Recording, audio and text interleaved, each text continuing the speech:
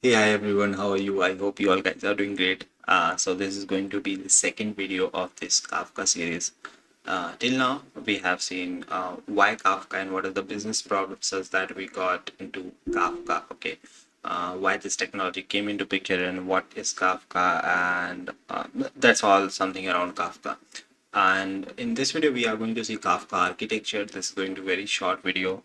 I will just bring up the whole architecture, how they are linked, but definitely the each pieces we will uncover later on this videos series because like what is topic, what is partitions, what is producers, and so on, so on.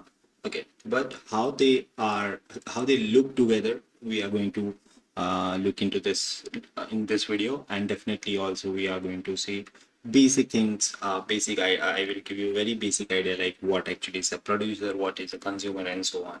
But in depth, we are going to see in another videos. Okay, so let's see how a Kafka architecture looks like. So this is how Kafka architecture looks like.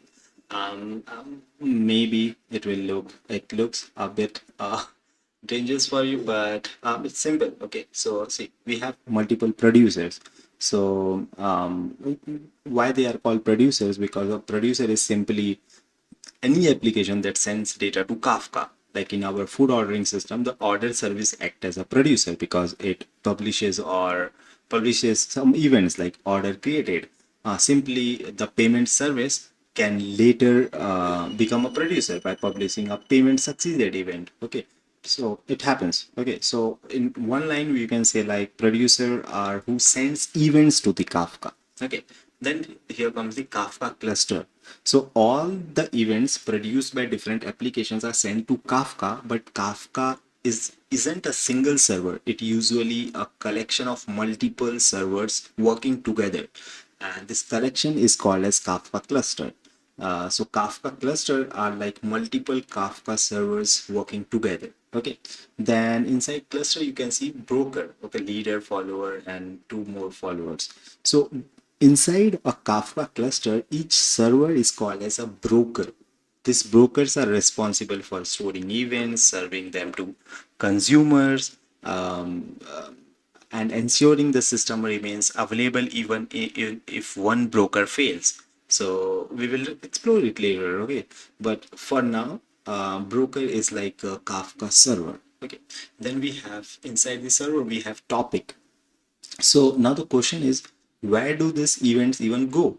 So Kafka organizes events into topics. Think a topic as a category of events. Okay, all order created events go into order created topic. And tomorrow we may have another topic called payment succeeded. So you can understand like topic is a logical category where similar events are stored, and definitely we are going to see in depth everything.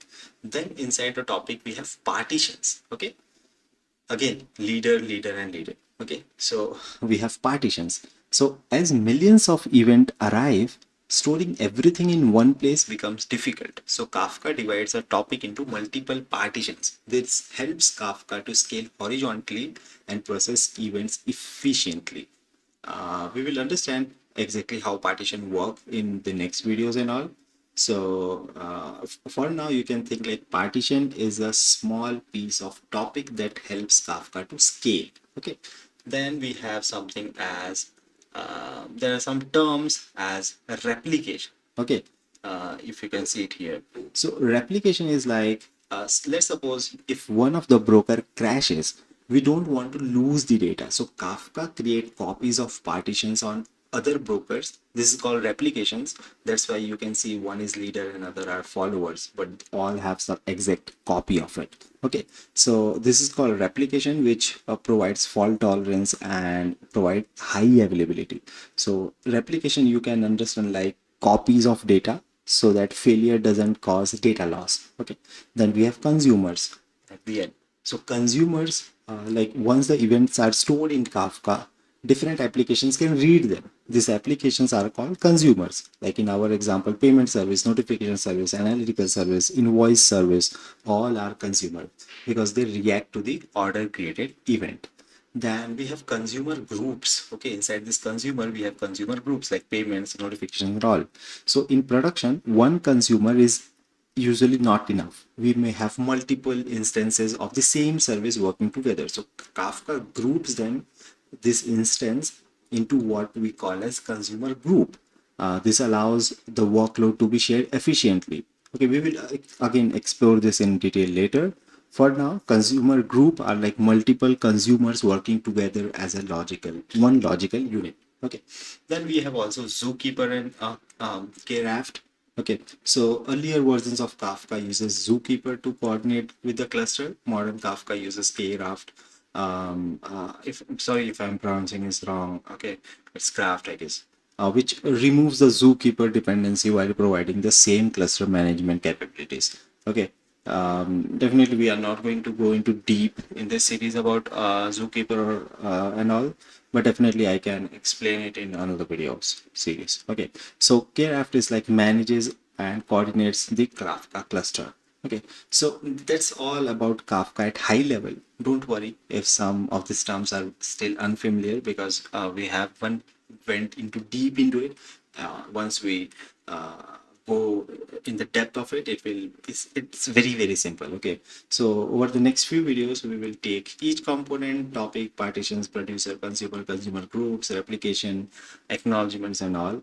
So so that you can easily understand um, um, like not just what they are, but why Kafka was designed in such a way. So the next video we are going to cover topic and partition.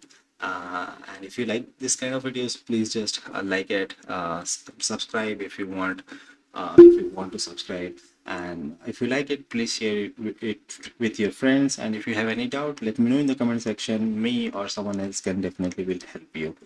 Meet you in the next video. Till then, bye bye. Thank you.